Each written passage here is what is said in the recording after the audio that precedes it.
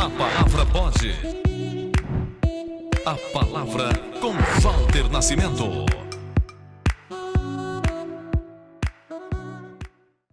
Olá, sejam muito bem-vindos ao podcast A Palavra Pode. Neste primeiro episódio de 2024, nós estamos recebendo aqui no estúdio o jovem pastor Lucas Capato. Pastor, muito bem-vindo. Obrigado, meu amigo. Obrigado pelo convite. É um privilégio para mim estar aqui. A Palavra Pode, para a gente falar bastante, contar a experiência, contar o que a gente já viveu com o Senhor Jesus, falar de profissão também. Amém. Falando em profissão, o pastor também é jornalista, né, pastor? Sou jornalista. Fiz faculdade na Faixa, em Botafogo. Comecei a cursar em 2008. 2012 eu me formei. E antes de me formar já estava no mercado de trabalho. Trabalhei no Diário Lance, na Rádio Lance. Dali fui para TV Bandeirantes. Meu sonho era trabalhar com TV. Mas antes de chegar na TV Bandeirantes eu passei pela Rádio Band News, uma escola para mim. E aí no Grupo Bandeirantes eu fiquei quase 6 anos, 5 anos e 11 meses. E ali aprendi muito, foi uma escola muito boa para mim. Trabalhei na rádio, depois fui para a TV. Na TV aí tive o privilégio, aquele sonho de menino, né? Eu fiz jornalismo porque era apaixonado por futebol. E aí na TV eu tive a chance de trabalhar na Copa do Mundo, Copa das Confederações, Campeonato Brasileiro. Aí fui vivendo aquelas experiências, Deus foi realizando meus sonhos na profissão. E aí fiquei ali na Band de 5 anos e 11 meses, Walter. Depois disso eu saí da Band, passei um período curto ali na Fox Sports, também trabalhando com esporte. E depois fui para a TV Record. Aí na Record, eu tô ali desde 2018. 2018? Isso, desde 2018 eu tô na Record, trabalhando, correndo atrás da notícia, junto com uma equipe que trabalha intensamente também. Jornais sempre ao vivo, programas ao vivo, a gente buscando a notícia, buscando informar o povo do Rio de Janeiro. Então, além da minha carreira ministerial, curta carreira ministerial, mas concilio, a minha vida é conciliando. Tanto o jornalismo quanto a igreja, os compromissos da igreja. E a gente vai levando, né? Amém. E ambos trabalham com a palavra, né? O jornalista trabalha com a palavra, como pastor, o senhor lida com a palavra. E eu queria conhecer um pouco da sua infância, saber a sua origem. Conta um pouco pra gente, quem é Lucas Capato? Eu sou filho de crente, irmão de crente, né? Somos 5 na minha casa, éramos 5, minha mãe faleceu em 2021. Pai crente, mãe crente. Eu sou o mais novo, né? De 3 irmãos. Eu sou o caçula. Tem a minha irmã mais velha, Beatriz, a minha irmã do meio, Thaísa. Nascido e criado na igreja desde pequenininho. Eu morava no Lins Vasconcelos, ali pertinho do Morro do Amor, Morro da Cachoeirinha. Sim, conheço. Ali na Baronesa de Uruguaiana.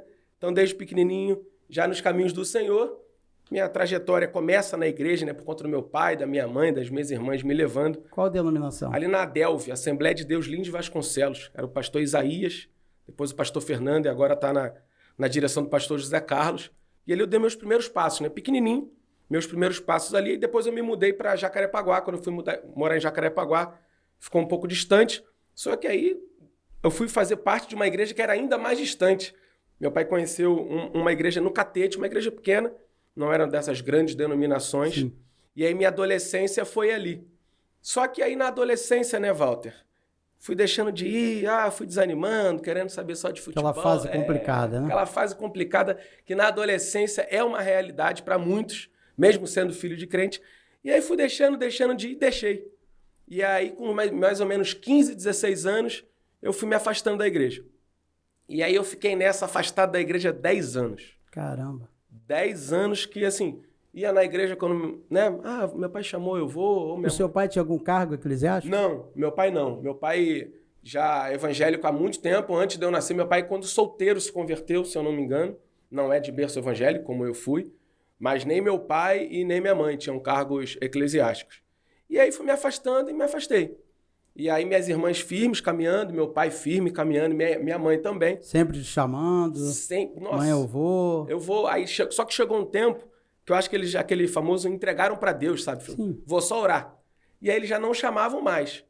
E aí 15, 16, 17, 18, aí faculdade. Aí me formei, comecei a trabalhar, comecei a ganhar meu dinheiro, aí você vai ganhando o mundo e tudo. E aí afastado, até que chegou o dia 7 de fevereiro de 2015. Aí no dia 7 de fevereiro de 2015 eu acordei em casa sozinho. Falei, quer saber? Cansei dessa vida.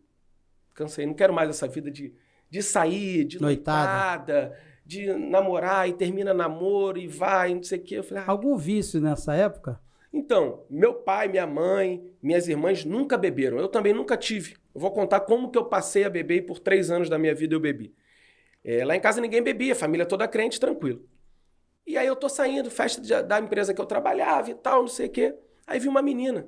Eu falei, pô, e a menina ali tomando uma caipirinha, bebendo e tal. Eu falei, pô, como é que eu vou chegar para conversar com a menina?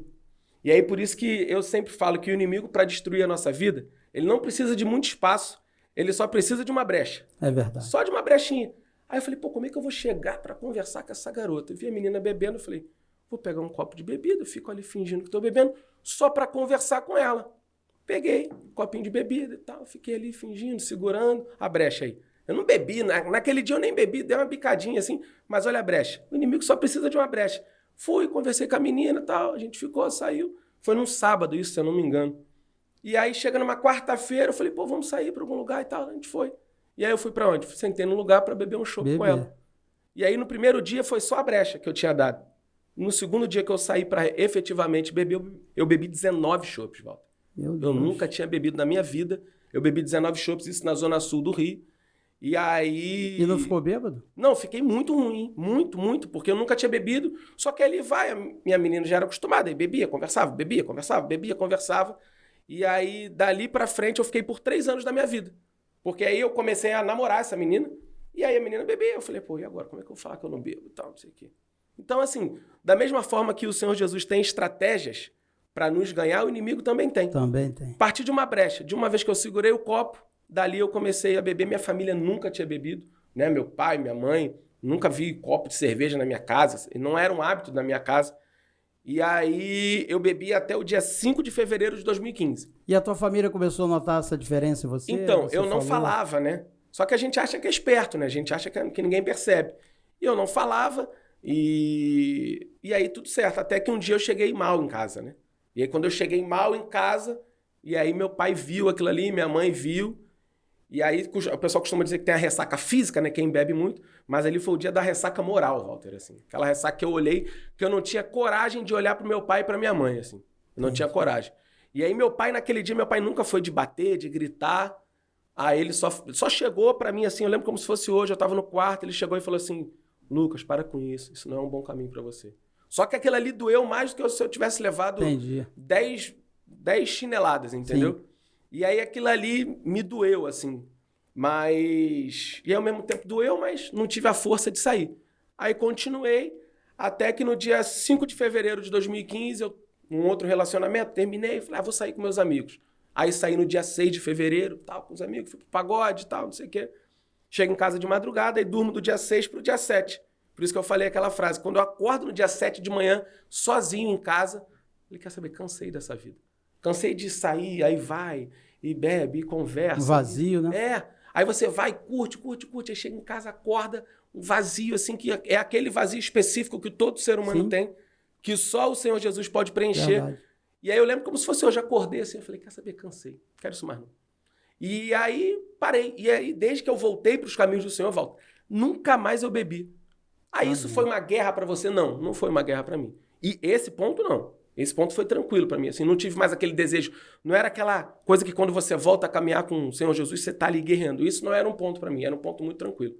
O que foi uma guerra para mim na volta foi isso assim, os convites dos amigos. Vamos sair e tal. E o pessoal não entende aquilo tudo e você vai tentando, né? Não, cara, pô, não quero mais não. E se bobear, amigos desviados também, né? Alguns sim, mas muitos não. Muitos amigos que eu realmente fiz na minha adolescência, na vida de trabalho. E aí depois você vai vendo que alguns até têm relação com igreja também, entendeu? Mas essa foi minha trajetória ali de infância, adolescência, início de juventude e a minha volta, né, para os caminhos do Senhor. Quando você volta, você está com quantos anos? Quando eu volto, Walter, pastor, eu acho que eu estava com uns 20 e pouquinho, foi 2015. Em 2018 eu fiz 30, tinha 26 anos.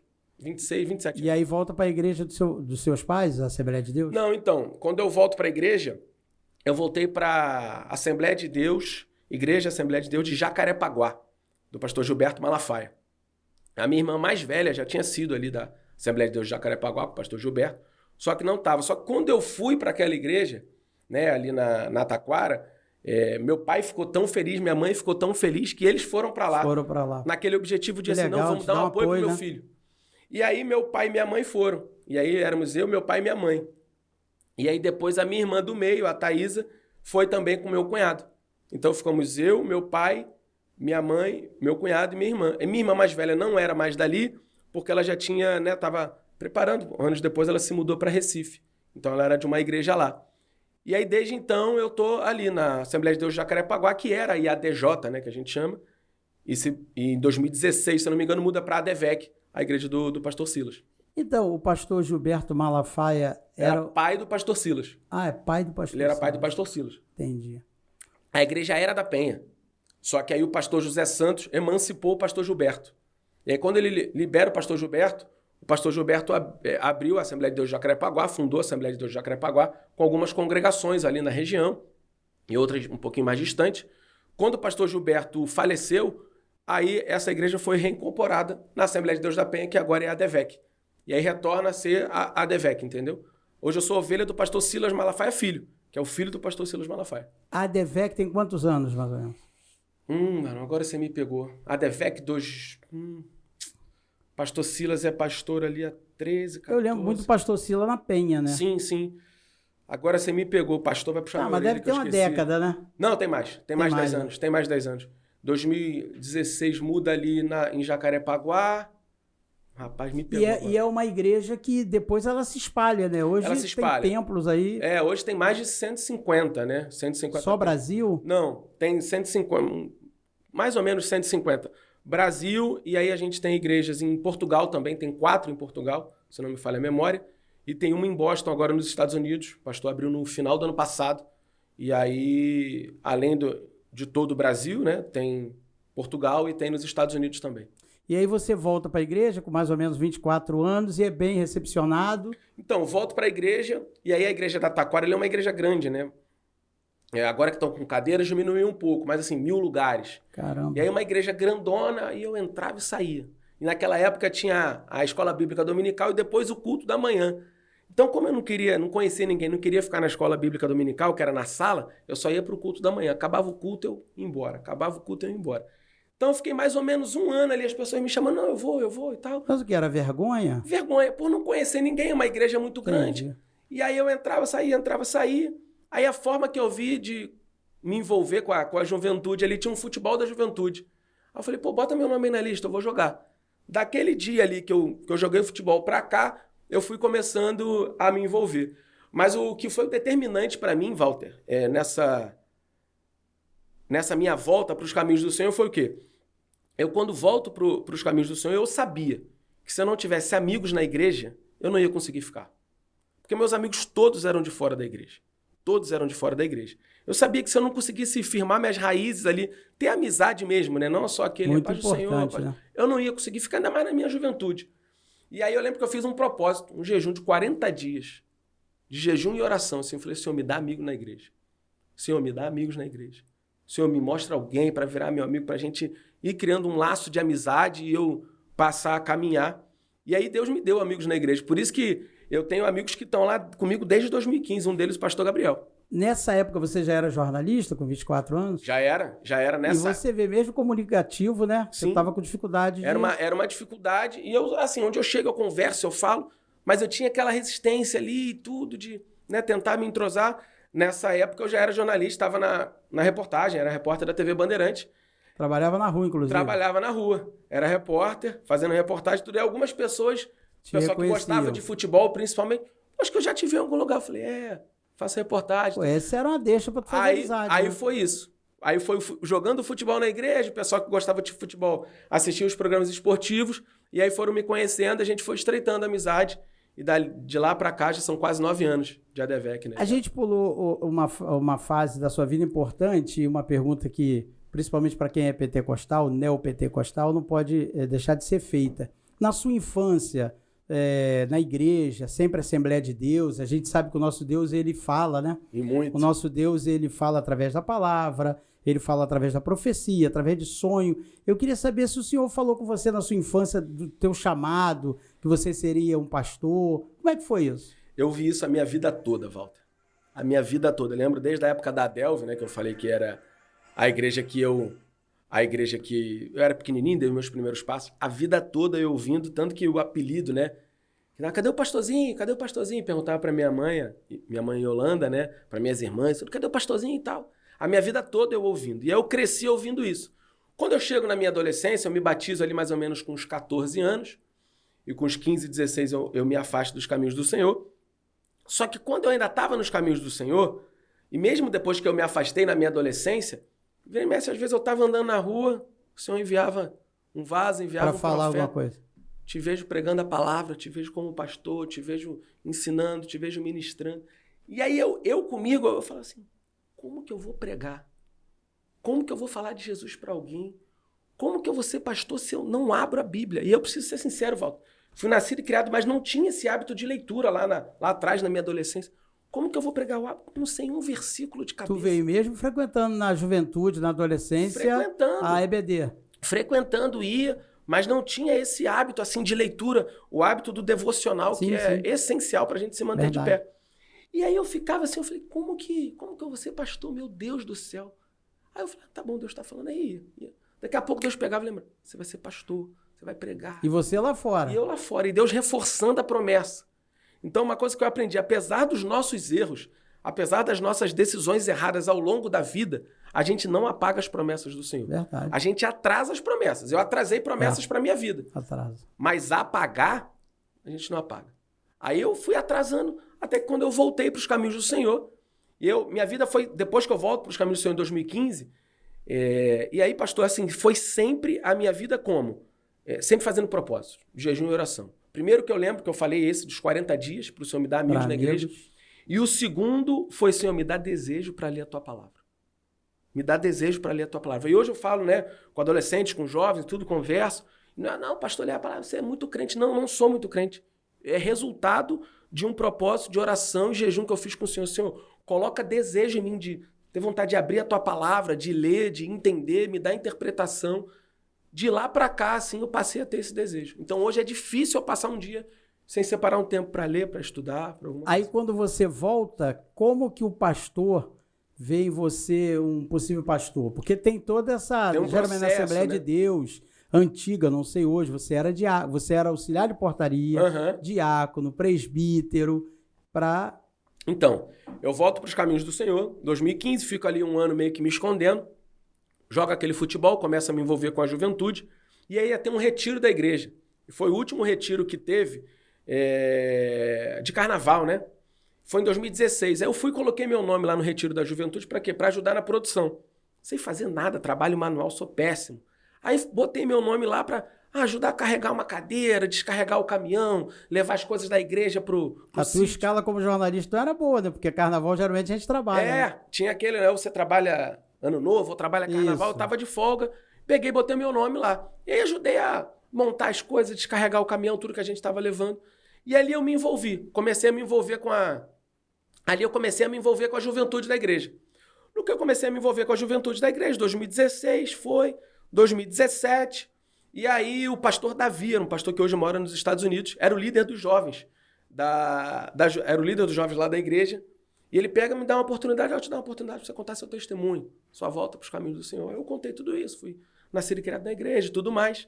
Beleza, 2016, 2017, 2018, e aí eu comecei a receber umas oportunidades para dar uma saudação, para pregar ali para os jovens e adolescentes da minha igreja, da ADVEC ali, culto de jovem, culto de adolescente. E aí fui recebendo as oportunidades. 2018 efetivamente eu passo a começar a pregar, né? E aí 2019, e aí chega em 2020, o pastor Silas Malafaia, filho, dirigente ali da igreja, ele mexeu nas lideranças dos jovens e dos adolescentes. E me colocou junto com a minha esposa para ser vice-líder dos adolescentes da igreja, 2020. E aí eu assumi a vice-liderança da igreja, junto com um casal de amigos, e ali eu comecei a mergulhar, né, envolvido mesmo, assim. E aí já dirigia culto dos adolescentes, pregava para os adolescentes, e aí comecei a receber oportunidade para falar para a igreja. Vai ter o culto da palavra. Deus já estava fluindo teu ministério, porque assim, você está numa igreja grande, A coisa mais difícil é você fazer Receber carreira naquela oportunidade. igreja, né? Receber Porque já tem oportunidade. gente ali há Sim. muito tempo. Eu tenho certeza que aconteceu contigo o que aconteceu comigo quando eu participei da Igreja Metodista Wesleyana, que eu era Minha relativamente esposa novo. foi de lá também. E o pastor Wesleyana. me dava oportunidade, eu falava, pastor, por favor, tem gente mais antiga aí Sim. que o senhor pode dar oportunidade, mas ele me dava oportunidade. E aí eu comecei a receber essas oportunidades. E eu sou muito grato. Ontem mesmo eu preguei na igreja e mandei mensagem agora pro pastor Silas. Falei, pastor, obrigado pela oportunidade mais uma vez de pregar na nossa igreja. Culto de domingo. Culto de domingo à noite, igreja, né, cheia, galeria. E como o pastor falou, tem inúmeras outras pessoas. Sim. Então, assim, eu preciso ser grato. Não é bajulação, Claro, é claro, ser grato, claro, é reconhecer claro. que se não for a mão de Deus Lógico. e o reconhecimento da minha liderança, não acontece. E aí eu comecei a ter essas oportunidades, culto da palavra, que é na segunda-feira na minha igreja. E aí tive a primeira oportunidade de dar uma aula de EBD para a igreja toda também domingo de manhã. E aí fui desenvolvendo. Aí o pastor pegou, e todo ano na ADVEC tem o CDM. O que é o CDM? Curso de Desenvolvimento Ministerial. Onde o pastor pega ali jovens de 17 até 35 anos, que ele vê potencial ministerial e manda para esse curso. É um curso de mais ou menos 3 meses, 3 a 4 meses, onde você aprende ali os pilares da ADVEC, onde você estuda sobre Bíblia mesmo, é uma imersão. E ali eu fiz esse curso, concluí o curso, e o pastor foi me dando as oportunidades. O que o nosso pastor sempre fala, o pastor Silas sempre fala, eu não chamo ninguém, eu só reconheço quem é chamado. Entendi. Então, assim, o processo para você se tornar um pastor, né? Como é que você se tornou pastor? É uma pergunta que muitas pessoas fazem. Primeiro, a pessoa tem um chamado de Deus. Às vezes a pessoa não tem chamado de pastor, tem um chamado para ser mestre, tem um outro chamado, às vezes vai influenciar na sociedade, na política, no ensino. Sim. E aí o pastor sempre fala, como é que eu consagro um pastor? Reconheço o chamado que ele tem, dou as oportunidades, invisto naquela pessoa, a pessoa automaticamente, na sua caminhada correspondendo, vai chegar o momento do Senhor Jesus cumprir a palavra que ele liberou quando eu tinha lá 6, 7, 5, 6, 10 anos, entendeu? Desde pequenininho. E aí você vai para esse curso? Aí eu vou para o curso, faço o curso de desenvolvimento ministerial, o CDM, junto com a minha esposa. Pouco depois eu fui consagrado ao diaconato. Sim. E aí na ADVEC, como é que funciona? A gente tem auxiliares, obreiros, diáconos e pastores. O presbítero... Não tem mais. É um né, a gente pode chamar... O presbítero era quase um pastor, né? Isso, é um corpo ministerial mais enxuto, vamos dizer assim. Sim. Então você tem ali os auxiliares que ajudam, você tem ali os obreiros, né? Os diáconos, e depois do diaconato tem o corpo de pastores. E aí eu fui consagrado ao diaconato, fiquei como diácono tirando escala pastoral, escala na porta ali, servindo os pastores e tudo, pouco mais de 1 ano, e aí o pastor me chamou para conversar. O pastor Silas me chamou para conversar. Varão, conversar com você. Amém, pastor? E aí? O que você pensa da sua vida? O que você quer para a sua vida? Começou a conversar, vou te indicar para pastor. Eu falei, amém. E aí, isso aconteceu em 2022. 11 de dezembro de 2022, eu fui consagrado pastor na Assembleia de Deus ali, na ADVEC, na Penha, né, na sede. Desde então, caminhando aí, exercendo o ministério. Você falou a hierarquia, como é que é o primeiro cargo, Tem obreiros, né? Diáconos e os pastores. Então você já foi direto para diácono. Eu fui... Não, porque, na verdade, o que acontece? Antes de ser diácono, eu não tirava escala ali, escala na porta, tudo, mas eu já servia em que sentido? Eu já estava lá com os adolescentes, então eu já servia os adolescentes, né? Mas nessa pergunta eu nem estou querendo dizer que é necessário cumprir carreira. Sim. Lógico que não. Até o Senhor Jesus, ele diz que o último seria o primeiro. A gente tem que entender uma coisa, né? E isso é uma dificuldade, a gente conversa muito. Ministério não tem plano de carreira. Sim. Não é eu comecei hoje como diácono, acho que daqui a uns 2, 3 anos eu viro pastor, depois eu... Não tem plano de carreira. Tem gente que foi chamado para ser diácono. Tem gente que foi chamado para ser pastor. E aí, às vezes, você pega alguém que foi chamado para ser diácono, coloca para ser pastor... Não vai dar bom. Se não for o que Deus chamou para fazer, vai ser péssimo. E aí a igreja perde um excelente diácono, entendeu? É verdade. E aí eu fui consagrado a pastor, ordenado, né? A pastor em 2022, finalzinho de 2022. E aí você começa a trabalhar com jovens, adolescentes? Eu comecei a trabalhar eu fui vice-líder dos adolescentes antes um pouquinho, fiquei 3 anos e meio na liderança, fazendo parte da liderança. 2 anos como vice-líder, junto com a minha esposa, e depois 1 ano e meio na liderança dos adolescentes, dos interligados, né, que é o nome dos adolescentes na ADVEC, trabalhando com eles ali, fazendo conferência, culto todo sábado, dirigindo o culto. E aí, como que é trabalhar com adolescente, Pastor, com jovem em 2023, 2024, nessa época que a gente está vivendo? Eu vou falar, eu fui criado, né, como eu disse, na Adelphi, que é a Assembleia de Deus, aquela Assembleia de Deus mais raiz, mais tradicional. Antiga, Então, o meu ambiente era o quê? Consagração. O meu ambiente era aquele ambiente, né, mesa de oração. Mesa de oração. Então, vigília. era isso. Eu gostava disso. Meu ambiente era esse. Meu ambiente confortável era esse. Chegava a paz do Senhor, amada igreja, abre a sua Bíblia, aquele jeito bem formal. Aleluia. E aí, o pastor me chama, eu vou trabalhar com os adolescentes. E ali eu vivi uma transformação para trabalhar com os adolescentes. A questão que a gente estava conversando de estratégia. Poderia chegar para os adolescentes daquele jeito formal que eu falo para um senhor de 70, 80 anos. Né, de uma consagração. E aí eu fui me moldando para trabalhar com os adolescentes. Só que o Senhor se encarrega, né? O Senhor que nos chama, ele se encarrega de dar as estratégias. E aí, ao ler a Bíblia, fazendo meus devocionais, o Senhor foi me dando palavras e foi me dando as estratégias para trabalhar com esses adolescentes. E era uma palavra que o Senhor tinha liberado para mim e para minha esposa, que nós trabalharíamos com os adolescentes também, com adolescentes, lideraríamos. E eu vou falar para você, foram os 3 anos e meio mais intensos e com experiências mais profundas que eu vivi na minha carreira ministerial até hoje. A gente viveu assim, a gente dirigia culto todo sábado, saía muitas vezes da Record do trabalho, ia direto para o culto, dirigia, né, vigília com eles, consagração com os adolescentes, conferência, 3 dias de conferência, acampa dentro, a gente dormia 3 dias dentro da igreja com 150 adolescentes. Caramba. E assim, marcou minha vida.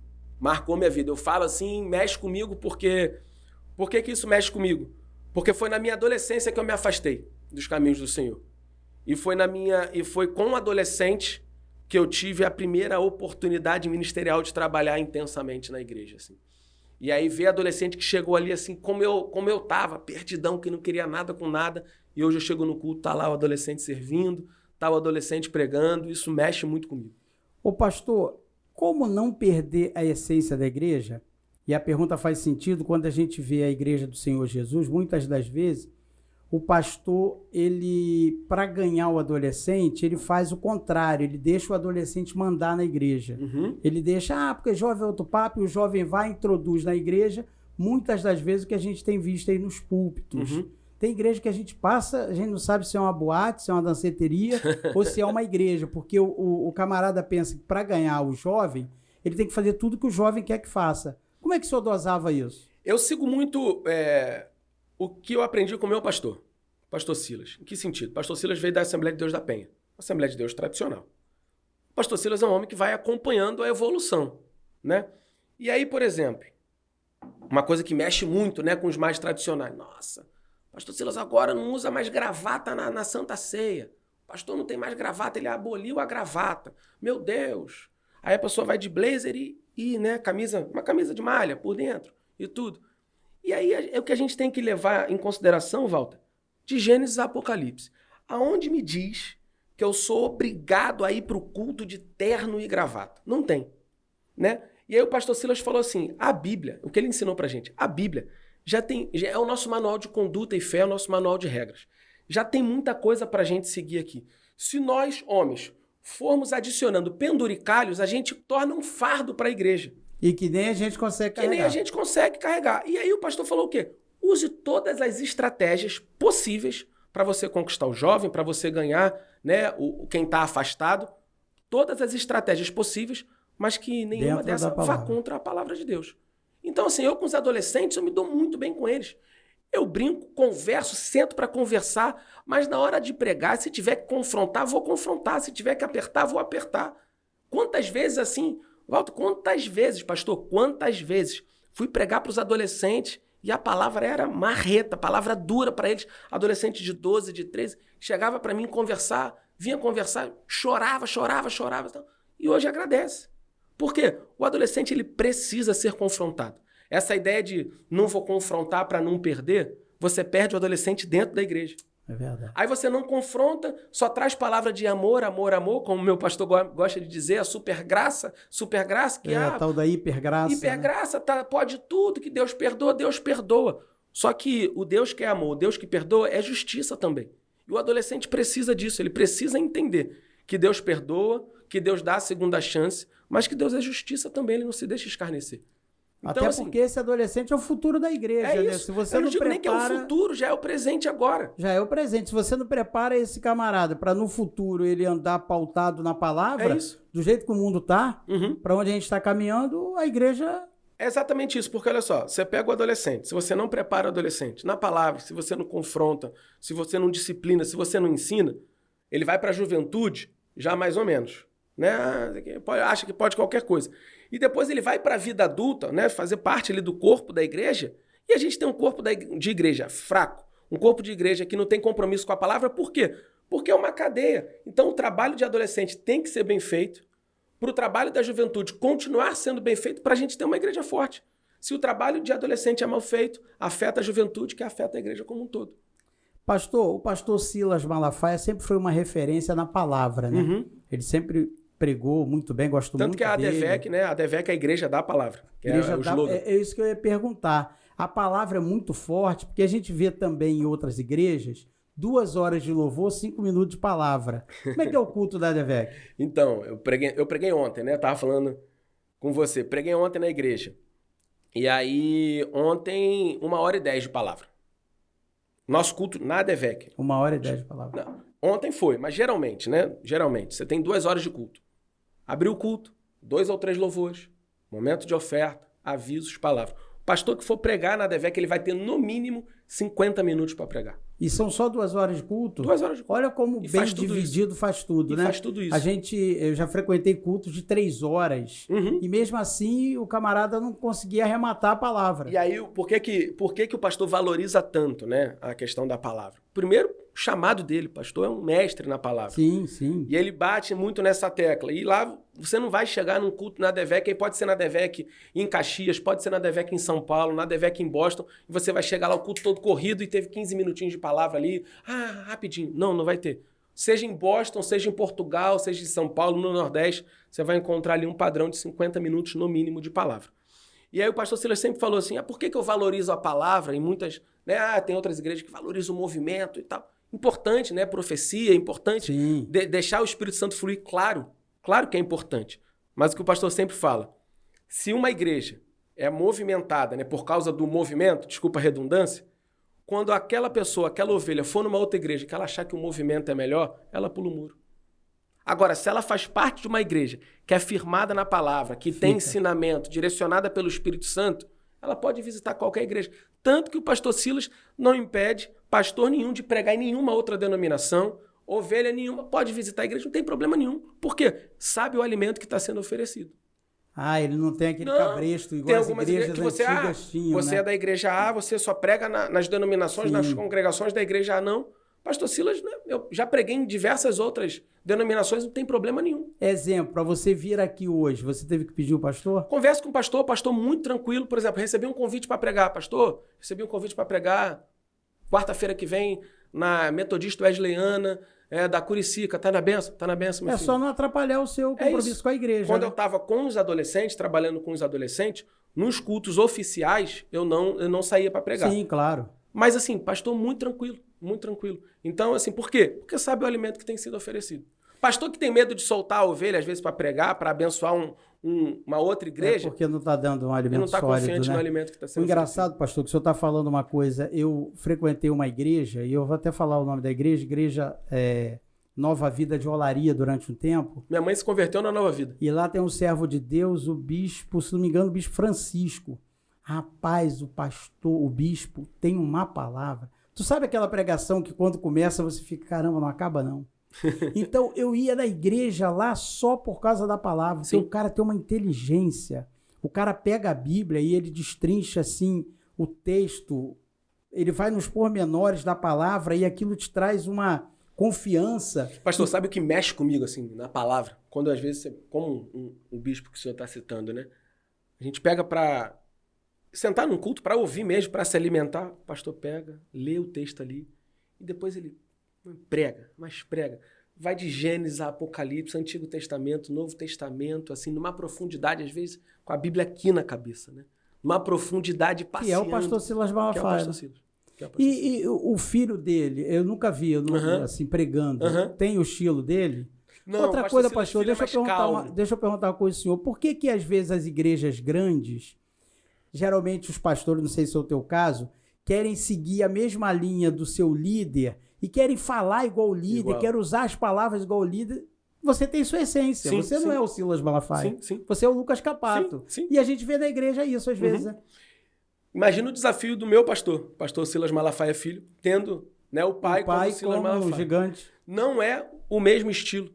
Pastor Silas Malafaia é mais sanguíneo, né, mais intenso ali na pregação, no seu jeito. Pastor Silas Malafaia Filho, um jeito mais calmo, mas muito direto, muito objetivo. Palavra que ele não fica dando volta e volta. Vai objetivo ali na palavra cristocêntrica, a palavra baseada mesmo na Bíblia. Pega os tópicos e aplica ali. Pastor Silas, na verdade, o que eles se parecem no estilo, né? E aí o que eu vejo, eles usam muitas pregações temáticas, né? Por exemplo, você lê um versículo, João 3,16, porque Deus amou o mundo de tal maneira que entregou seu Filho unigênito para todo aquele nele crer, não pereça. Aí foi, leu. E aí lê aquele versículo ali como base e depois passa por diversos outros pontos da Bíblia, né, como uma versão temática. Usou aquele ali só como base.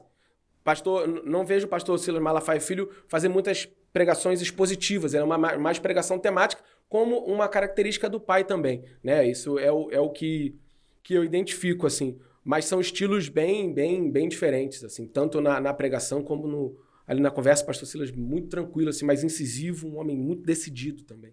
Qual que é a sede de vocês? É da Penha? A sede na Penha, né? São ali na Montevidéu. Quase. E o pastor da sede é o pastor Silas? Pastor da sede é o pastor Silas. Pastor presidente da ADVEC, pastor Silas Malafaia, pai, né? Pastor vice-presidente, pastor Silas Malafaia, filho. E aí o pastor Silas, presidente da igreja, fica na Penha. O pastor Silas, filho, né? Ele é dirigente, vice-presidente da igreja do todo o campo, mas dirigente da ADVEC Taquara, da filial na Taquara, entendeu? Tu tem ideia de quantos membros hoje vocês devem ter? Mais de 100 mil? Deve ser, né? Porque são muitos templos, né? São mais de 150 templos, por aí, acredito eu. E a igreja tem uma força. Eu tenho uma irmã que mora em Araruama e ela frequenta... Tem a ADVEC Araruama. A ADVEC Araruama, e ela fala que às vezes, é isso que o pastor falou, às vezes tem passeio, tem não sei o que, não cobra nada. Tem uma história aí que a igreja vive de dízimo e oferta e não tem muito essa coisa de toda hora pedir. Sim. O que acontece? Conferências, né? O pastor traz muitos pregadores de fora. Nas conferências. Conferência de adolescente, conferência de jovem, conferência dos homens vencedores, mulheres vitoriosas. O pastor traz pastores de fora. Apóstolo Luiz Hermínio, pastor Luciano Subirá. E você vai na ADVEC, você vai numa conferência como essa de 2, 3 dias, e é um investimento, né? Você trazer de fora, você traz o pastor, recebe o pastor da melhor forma, custos, né? E tudo. E na ADVEC, nenhum culto é cobrado. Nenhum culto, tem inscrição aqui. Não, porque vai vir um pastor dos Estados Unidos, vai vir um pastor do Japão. Não. Culto na ADVEC, não tem inscrição. Não tem assim, você tem que pagar para participar. Entendeu? Culto na ADVEC, o pastor Silas sempre falou isso. Culto na ADVEC já é um diferencial, né? De graça. E com uma forma que eu acredito que tem que ser. Então, assim, e aí, por exemplo, eu era líder dos adolescentes. Então, tinha muitos cultos na Penha. Né? Cultos lá a gente ia da Taquara, que é onde eu faço parte, e a gente ia para a Penha. 2, 3 ônibus. Tem um custo. O adolescente não pagava nada, custeado pela igreja. Custeado pelos dízimos e ofertas da igreja, entendeu? Ô pastor, eu também me converti na Assembleia de Deus. E eu sou aquele crente... Você gosta do manto eu também. Gosto do manto, sou aquele crente raiz. O Senhor sempre falou muito comigo, através de profecia, através de... Às vezes eu estava num culto, numa vigília, alguém estava me olhando, eu falei, deve estar tendo alguma visão, daqui a pouco vinha e entregava. Quando a igreja cresce muito, geralmente a gente perde um pouco dessa essência. Eu sempre gostei muito de igreja pequenininha, por pensar que, poxa, Deus continua falando nessas igrejinhas. Nem um louvor na igreja pequena onde Deus falava, né? O Cassiane, né? O céu se abria e tal. Então, não necessariamente a igreja perde essa essência quando ela cresce, né? Porque quando a igreja é firmada na palavra, igual o pastor está falando da ADVEC, firmada na palavra, esse fogo continua até hoje, mesmo a igreja sendo gigante, né? A igreja sendo grande. Então, porque a gente tem essa ideia de pensar, vou na igreja muito grande, meu povo tudo frio, parece estar no cemitério, ninguém dá glória. O grande desafio que eu vejo, né? Aí você até falou, fui numa igreja, né? Já fui em alguma igreja com 3 horas de culto e teve 10 minutos de palavra. O que eu entendo? Que o desafio do líder, o desafio do pastor dirigente é preparar a liturgia. Trabalhar com ordem e decência. Mas o trabalhar com ordem e decência e preparar a liturgia que você tem que preparar, você não vai para o culto, vamos ver o que Deus vai mandar. Sim, Joãozinho, como era no prega passado, hoje. né? Não, você, não sei, tudo de última hora, na bagunça. Deus não trabalha na bagunça, Deus trabalha com organização. Deus, quando multiplicou pães e peixes, ele falou, deixa eu organizar aqui. Separa os grupos aí. Separou o grupo, todo mundo direitinho. Jesus separou o grupo e teve comida para todo mundo. Ou seja, ordem e decência. Então, o desafio do líder é preparar a liturgia, organizar o culto. Durante o culto, acontece, claro que acontece. A gente não pode botar o Espírito Santo numa caixinha. Sim. Dá liberdade para o Espírito Santo. Às vezes você planejou que seriam 3 louvores e depois você ia, né? Já ia emendar a pregação. Só que naquele momento ali o louvor fluiu. E aí o Espírito Santo deu uma palavra rema específica para quem estava conduzindo o culto, a vigília. Não, vou levantar um clamor aqui agora. Já começa a levantar um clamor por cura, um clamor por libertação. Ou seja, aconteceu ali um ajuste. Você deixou o Espírito Santo fluir, conduzir. Então, assim, o que eu acredito? O Espírito Santo continua agindo nas igrejas onde ele tem liberdade para agir. O nosso Mas papel acontece ainda, vez ou outra, de um profeta levantar lá, a igreja se cala e de Deus levantar falar. e entregar. Uma profecia. Durante a pregação, não. Porque a maior profecia é a palavra. Durante a pregação, porque se Lógico, o senhor está usando um ali, entendeu? Sim, diz que o espírito é sujeito ao... Então, assim, você está no momento do louvor, você está do lado aqui, Deus te incomodou para abraça esse irmão, entrega uma palavra, abraça e entrega. Compartilha o que Deus está te mandando compartilhar, entendeu? O que difere hoje da igreja ser grande são aquelas oportunidades individuais que nós tínhamos nas igrejas pequenas. Não se dá mais, até porque um culto de 2 horas, tantas oportunidades. Então, a Assembleia de Deus ela foi marcada por isso. Sim. Vamos ouvir a irmã fulano, o grupo de louvor. O coral. 15 corais. 14 irmãs davam um beijinho na flor, a saudação. O beijinho na flor. Hoje, com a igreja grande, não dá para você... Então, ou tem algum culto específico na semana ou numa vigília diferente, você tem mais tempo? Então, vigília é um pouco diferente, você acaba dando as oportunidades para saudação. Até porque você já conhece também. Eu acho que tem que ter esse cuidado, pastor. Por quê? Se dava oportunidades, assim, às vezes de forma indiscriminada, né? E às vezes uma pessoa pegava o microfone que você, não, ouvi dizer que ele fala bem. Então toma aqui, o Joãozinho tá com... E aí vai falar o quê? Bobagem. Vai compartilhar o quê? Então, assim, vigília, você está ali dirigindo uma vigília. Ouviu que tem um irmão que você conhece, né, que tem o dom para cantar, o dom da palavra. Dá uma oportunidade, toma aqui 5 minutos, compartilha minha palavra. Pastor Silas, última Santa Ceia geral, né? Uma vez no mês é a Santa Ceia geral para todas as ADVECs. No Brasil, Portugal e Estados Unidos. Entregou o microfone, deu 10 minutos para o irmão compartilhar um testemunho do que Deus tem feito na vida dele. Pegou, meu irmão. Na Santa Ceia. Diferente. Então, o pastor Silas tem identificado isso, né? Não dá para ser como antigamente, com um culto com 40 oportunidades, mas o pastor Silas já identificou assim, importante, né? A igreja ouviu o que o Senhor Jesus está fazendo na vida do irmão, na vida da irmã. Por quê? O testemunho edifica. Não, e antigamente a gente está falando de uma igreja com 30 membros, 40, Sim. Hoje você está falando com 1.000 pessoas. A minha, né?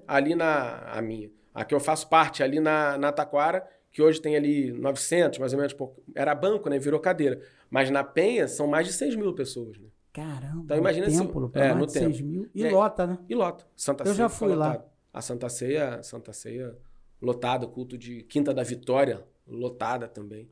Aí o pastor é ordenado, e aí fala um pouquinho do seu casamento, também foi uma promessa? Então, meu casamento tem história. A gente tem história no meu casamento. O que acontece? Eu volto para os Caminhos do Senhor em 2015, e aí eu sabia que eu não tinha condições, né? De, conhecer uma menininha da igreja, começar a conversar. Eu sabia. Por quê? Tinha que passar pelo tratamento do Senhor. Eu estava com todos os carrapichos do mundo, as práticas do mundo. Então eu volto em fevereiro de 2015 e eu só fui conversar com alguém em setembro, mais ou menos. Né? Começa a namorar em setembro de 2017, 2 anos e pouco depois. Mas assim, eu só fui conversar com alguém em janeiro de 2017, que é a minha esposa, a Leilane. A gente começa a conversar. E... Tem aquele empurrãozinho dos irmãos? Sempre tem, né? Aí você tá ali envolvido na juventude. Te apresentar fulano. Ela fez faculdade de design de moda, então a gente, quando tinha as conferências, a gente era responsável pela venda das camisas. E aí na mesma loja, o pessoal joga uma conversa e tudo. E aí a gente conversando, né? Trabalhando junto ali na igreja e tudo. E aí ela veio conversar comigo, falou que estava gostando de mim, a gente continuou conversando e tudo. Pouco tempo É o famoso vamos orar? É, o famoso vamos orar. Não teve, ficou, beijou antes. Não, não teve. Falo isso com maior tranquilidade. Não fiquei, não beijei antes, não Eu fiz... me lembro de ter conversado com você sobre isso. Isso. Mas peraí, quanto tempo isso? Até para nossa audiência. Ó, a gente ficou conversando assim, antes de efetivamente começar. Porque a gente era amigo, né? Sim, porque a gente fazia parte da mesma juventude. E aí a gente é amigo, tudo. Conversando, a gente passou a conversar assim, como amigo, não já falando de namoro. De forma toda hora. Quando eu fui ver, até quando eu não tinha nada para conversar, eu mandava uma mensagem, estava conversando. Eu falei, pô, então tô gostando dela. Tá bom. E aí eu fui, chamei para conversar. Olha só, gostando de você. Ela também falou que já tinha falado comigo que estava gostando de mim. E ela falou, vamos orar. E aí a gente foi começar a orar. O mundo não entende isso. O mundo não vamos entende orar. isso. Aí o mundo acha que tem que... como é que eu vou casar sem ter... E aí vamos orar e quanto tempo dura a oração? Então, a oração... E aí eu sempre trabalhei muito pedindo sinais ao Senhor. E aí eu pedi um sinal específico para o Senhor, para saber se era para entrar no namoro ou não, e tudo. E eu fiquei uma semana orando.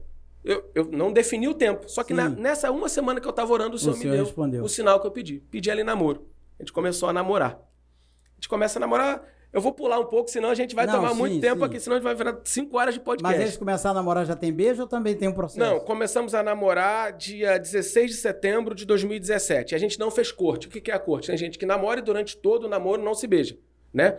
Antes do meu namoro... Qual o nome? Corte. Nunca ouvi falar. Tem gente que fala, algumas igrejas pregam... É uma norma da igreja. Algumas igrejas pregam. A sua tem isso? Não, a minha não tem, não fala da corte, né? Ensina a corte. Nunca ouvi falar. Mas... Vivendo e aprendendo. Corte. E aí eu pedi ele namoro, e ali, como é que era o meu namoro? Beijava? Tinha beijo? Sim, tinha beijo. Pode. Tinha beijo, ponto. Não tinha? Não tinha. Não tinha. E aí tudo. Namorando e tudo. E aí, varão, 4 propósitos, eu vou tentar contar da forma mais rápida possível. Pra não aqui.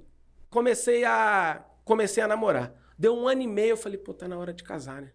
Já atrasei muito tempo as promessas que o Senhor tinha feito. E ela cobrava? Não, Lucas, muito tranquilo. Vamos casar? Não, namorando, muito tranquilo. E aí os amigos cobravam, e aí, varão, vai casar não? Sempre, depois o filho. E aí, o que eu via de mim?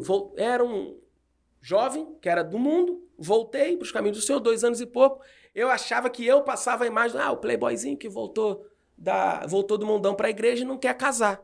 Só que eu tinha falado para o Senhor o seguinte, Senhor, nessa área, eu creio muito, muito, pastor, muito em profecia, creio que Deus usa, mas eu falei, Senhor Jesus, nessa área, eu só tomo a decisão, só dou o próximo passo do noivado e do casamento quando o Senhor falar diretamente comigo. É uma área perigosa. E aí eu paguei o preço por isso. Paguei o preço por quê? Porque eu só daria o próximo passo do noivado do casamento quando Deus falasse comigo. E falou?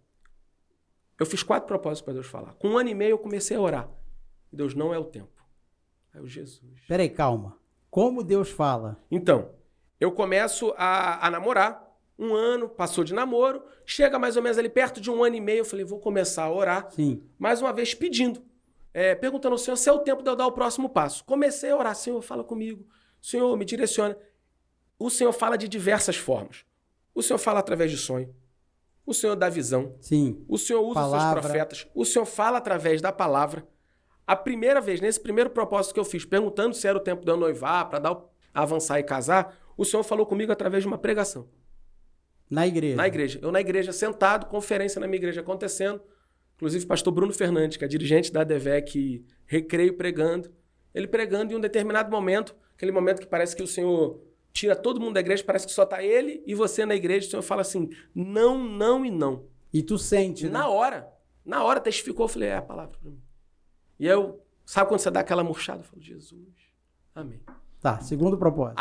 Aí passou um tempo, passa, né, 2 anos de namoro, já estava com 2 anos de namoro, passa mais um tempo. Mas você não pensa em terminar com ela, não. Você só entendeu que não era o momento de casar. E por que a importância da oração? Eu já sabia que eu iria casar. Só que o que eu aprendi com o meu amigo pastor Gabriel, que a pessoa certa na hora errada é a pessoa errada. Então, por isso que eu fiz um propósito com Deus para fazer tudo na hora certa. Eclesiastes 3:1. Há um tempo determinado para todas as coisas. Tem o tempo do namoro. Amém. Tem o tempo do noivado, tem o tempo do casamento. Então, por isso que eu só queria dar o próximo passo quando o Senhor falasse comigo. Inicio o segundo propósito já com uns 2 anos e pouquinho de namoro. Começa a orar, começa a orar. Isso tu fala com ela pra ela também estar na tua vibe ou você tá fazendo Então, eu falei, no amor, segredo? eu tenho orado. Eu não tinha, e aí, eu não tinha falado pra ela que eu só casaria quando Deus falasse comigo. Sim, Mas eu sim. tinha falado, amor, eu tenho orado, tenho pedido direção. Tá. E aí faço meu segundo propósito, começa a orar, começa a orar, começa a orar.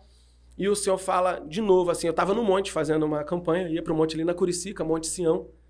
E aí, da mesma forma, quando eu cheguei no monte um dia, a palavra no meu coração, assim. No coração, não foi coração. o vaso que veio e Não, entregou. no coração, o Senhor, assim, ainda não é o tempo.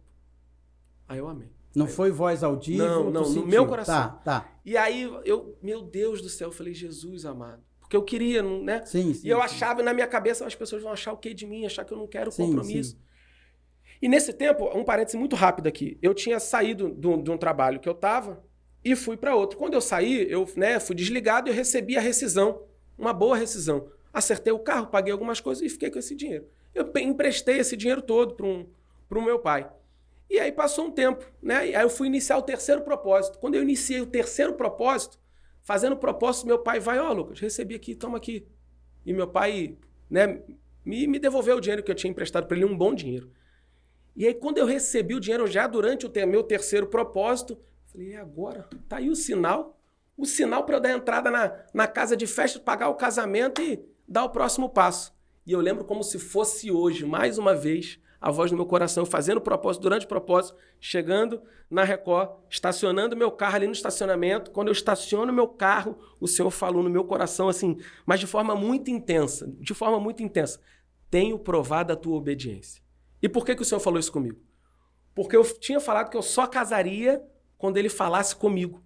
E quando eu recebi o dinheiro, eu poderia deixar de lado isso que eu falei. Lógico, claro. Vou pagar a casa de festa, vou pagar o casamento. Até porque podia te confundir. Olha a resposta de Deus aí. Na hora que eu recebi o dinheiro, eu falei, é o sinal de Deus. O dinheiro é o sinal. E aí o Senhor foi e falou assim, tenho provado a tua obediência. E aí eu não dei o próximo passo. E aí eu vou para um culto. Quando eu chego no culto, o pastor lançou uma campanha.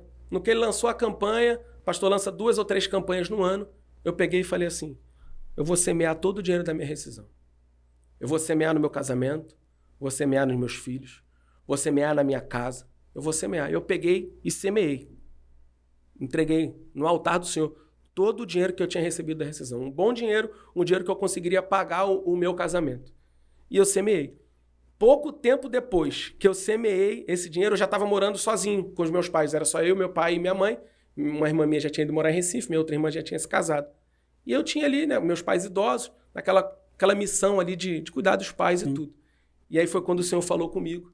E aí eu lembro como se fosse hoje, eu estava na sala da minha casa, quando o Senhor falou comigo, eu estava assistindo uma pregação da pastora Camila Barros, e o Senhor falou comigo, João 19. Só que não tinha nada a ver com a pregação. Falou no meu ouvido. De novo, eu ia perguntar. Falou com voz audível? No meu ouvido. João 19. Cara, como é essa voz? Comigo de uma forma serena. João 19. Aí eu fui abrir a Bíblia, em João 19. Começa a ler João 19. João 19, quando Jesus ali condenado à morte, aí vai acontecer... Aí eu fui ler João 19. Falando da morte de Jesus, o que tem a ver isso com o meu casamento? Só que aí eu leio o capítulo, aí quando eu viro a página de novo, está marcado aqui até hoje. Ó, o Senhor falou comigo no dia 5/11/2020. Aí tem João 19, 28, a primeira frase diz assim, Jesus sabia que sua missão havia terminado. E ali eu caí num choro, o que o Senhor começou a falar comigo? Que a minha missão como filho, a minha missão de cuidar dos meus pais ali tinha se encerrado. Eu tinha cumprido o meu papel de filho, eu tinha honrado o meu pai e a minha mãe ali na casa deles, dando atenção a eles, mas que o Senhor agora tinha me preparado para a minha nova missão, que era a missão do meu casamento. Teve esse entendimento. Não, o Senhor falando comigo, ali já falando do meu coração. Eu caí num choro sozinho na casa dos meus pais, chorei muito, muito, muito. No dia seguinte, sem R$1, porque eu tinha semeado, Sim. eu peguei e fui no shopping, comprei uma aliança lá, parcelei em 10 vezes, e era dia 5 de novembro de 2020. Passou um pouquinho de tempo, eu peguei o dinheiro do 13º, a gente casou numa pousada lá em Teresópolis, na Serra, dei o sinal da pousada. E aí ficou faltando R$17 mil para eu quitar a pousada. Caramba. E eu não tinha nada, porque eu tinha semeado. Só que o Senhor Jesus, nesse dia que ele falou comigo aqui em João 19, ele falou que era para eu dar o próximo passo, que era para ir para a próxima missão, que ele iria cumprir a palavra, que ele iria se encarregar de cuidar de tudo. E aí chegou faltando um mês para o casamento. E eu tinha que quitar os R$17 mil. Pastor, você sabe que você já ouviu essas histórias andando nas igrejas por aí. Você já me contou esse testemunho, é fortíssimo. Eu abri o aplicativo, falei, Jesus, está chegando a hora de pagar a pousada. Assim. Abri o aplicativo do banco, ver se tinha caído um dinheiro para mim, nada. Fui ver o empréstimo do banco, era para pegar 17 mil, pagar 40. Falei, Jesus, tem misericórdia, Senhor, tem misericórdia. Chegou o dia de pagar o casamento e eu não tinha dinheiro. E tu ia perder o que tu deu. É. Aí eu liguei pro dono da pousada, falei, não recebi isso, eu tenho como esticar um pouquinho, só para eu tentar ver. Não, uma semana te ajuda? Ajuda. Como é que eu ia arrumar 17 mil reais uma semana? Só que o que eu aprendi com o Senhor é que o que a gente semeia no altar. É verdade. Quando a gente entrega ao Senhor, o Senhor não fica devendo nada para ninguém. Eu fui debaixo de uma palavra. Pastor, eu fui debaixo de uma palavra. Eu só fui porque o Senhor falou para eu ir e que era tempo de uma nova missão. E nessa uma semana, eu pensei assim, vou vender meu carro e eu pago e tudo. E o Senhor falou, não vende. Por acaso eu não sou Deus para cumprir as promessas na tua vida? Para de fazer conta. E aí Jesus, amado, como é que vai ser? Como é que vai ser? Aí nessa uma semana de tempo extra da pousada, eu estou um dia em casa, né? Tava com a minha noiva na época, com a Leilane, conversando aí, recebo uma mensagem. Paz, Lucas, tudo bem e tal? Tudo bem, tudo certo. Deixa eu te falar, tô saindo da consagração agora, cara. Deus tocou no meu coração. Eu vou te dar 20 mil reais. Caramba. Diante de Deus. Quem é esse? Diante de Deus. Uma pessoa... Um irmão da igreja? Uma irmã. Uma irmã. Uma irmã. Chegou e semeou 20 que mil. nem quis se identificar porque... Não, eu conheço, tenho relação, que semeou 20 mil reais. Não, mas eu digo assim, ela não quis holofote. Sim, ela não. conta isso. Pegou, mandou mensagem. Só quem sabe quem semeou na minha vida, eu, minha esposa.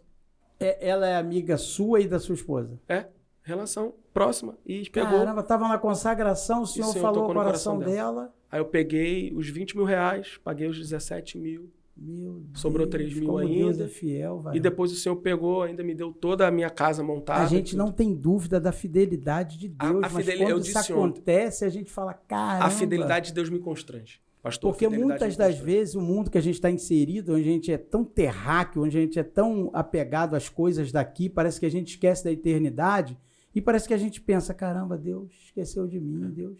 Mas ele continua fiel. E a Bíblia vai dizer, né, que ainda que sejamos infiéis, ele permanece fiel. E aí isso me constrange muito, assim. Então, quando eu falo do meu casamento, eu me esforço para não chorar por conta da fidelidade de Deus. Porque, assim, eu paguei um preço de não me precipitar, de obedecer, que só iria se eu estivesse debaixo de uma palavra. Quando eu fui, o Senhor... Tá vendo como é importante ter vaso? Assim, ter pessoas dispostas a ir a uma consagração, a uma vigília, fazer um jejum. Porque se você não se consagra, Deus para de falar. Sim. E se Deus para de falar... pessoas param de ser abençoadas, né? Sim. Porque, assim, eu sei que quando eu paro, quando o pastor para, quando o Wagner para, Deus não parou. Sim. Às vezes Deus tem um chamado para tua vida, você não quer, ele levanta outro, pô. Levanta. E a palavra vai ser semeada, mas eu quero dizer assim, por ela dar lugar e estar numa consagração, ela pode te abençoar. Ela saiu do ela culto, ouviu ali. mandou a mensagem e fez a... E é uma coisa aí espetacular, porque quem tira 20 mil? E aí o que eu costumo dizer, não que eu possa depender de Deus em qualquer área da minha vida, mas na minha área financeira, eu não tenho o direito de sequer pensar em duvidar porque Deus já fez.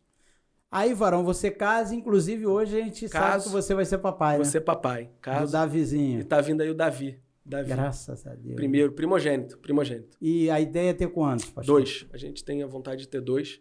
Com 2 a gente... Graças a nossos Deus. planos, né? Com 2 a gente encerra, mas tá vindo aí o primeiro Davizinho. Julho, permitindo o Senhor, se Deus quiser, tá aí já com a gente, dando lugar. E hoje na igreja o pastor continua trabalhando com adolescente? Não. Ou o pastor hoje... Aí esse ano o pastor mexeu um pouquinho na liderança. Hoje eu trabalho no UNA. O que é o UNA? Uma nova aliança. O UNA é uma sigla e eu cuido ali dos novos convertidos, membros que estão vindo de outra igreja, estão vindo para nós para receber, acolher, e fico responsável ali pelo batismo nas águas, né? De cadastrar as pessoas, trazer as pessoas e acompanhar essas pessoas, ajudar na consolidação, porque é difícil, né? A pessoa às vezes ali aceita Jesus, se não tiver uma igreja para acolher, para abraçar, essa pessoa não é consolidada, ela acaba desanimando na fé, entendeu? Então hoje assim, aí eu mudei minha chave de novo, né? Era tradicional da consagração, fui trabalhar com adolescente e agora eu mudo a chave de novo e trabalho com pessoas mais velhas do que eu na grande maioria. Entendi, que bênção, hein, pastor? Que Deus possa continuar abençoando o seu ministério. Pastor, a gente está chegando ao final desse bate-papo. Bom. Muito bacana. Eu queria que o senhor olhasse para essa câmera aqui e convidasse as pessoas lá para a DEVEC, que o senhor pudesse falar aquilo que o senhor quisesse aí para a nossa audiência. Amém. Feliz, primeiro, obrigado mesmo, pastor, pelo convite, pela oportunidade de estar aqui, da gente ter esse tempo de mesa, de compartilhar. A palavra que eu deixo é: procure a igreja mais perto da sua casa. Procura a igreja mais perto da sua casa, vá caminhando. Se não se adaptou em uma, procure outra, mas entregue a sua vida ao Senhor Jesus. Eu preguei ontem na igreja e eu disse que o Senhor Jesus continua salvando, curando, libertando. E o que Ele começou a fazer na sua vida, se você deixar, Ele completa a obra e você vai viver no nome de Jesus as ricas bênçãos do Senhor. Se você mora perto de alguma DEVEC e quiser ir, seja na Baixada, na Zona Norte, na Zona Sul do Rio, São Paulo, Minas, Nordeste, mora nos Estados Unidos, em Portugal, procure, bote lá no Instagram a DEVEC, vai ter uma DEVEC perto de você e eu tenho convicção que vai ser bênção para a sua vida, no nome de Jesus.